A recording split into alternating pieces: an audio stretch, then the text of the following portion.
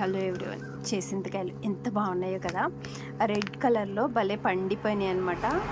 మహాలక్ష్మి అమ్మ ఇచ్చారు. ఆవిడ ఇక్కడ ఇటు సైడ్ వెళ్తూ నేను బయట కుర్చీలో కూర్చుంటే తినమ్మా అని చెప్పేసి నాకు కొన్ని ఇచ్చారనమాట. ఎంత బాగున్నాయో రెడ్గా.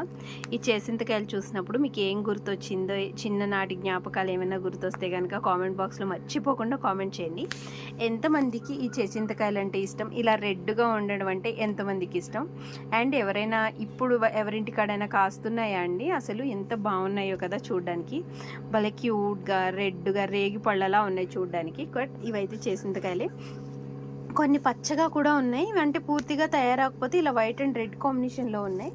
పూర్తిగా తయారైతే ఇలా రెడ్గా ఉన్నాయి. ఇవి పిందెల్లాగా ఉన్నాయన్నమాట. ఇవి పసిడి పిందెలు ఏమో అంటారు కదా, అవి అన్నమాట.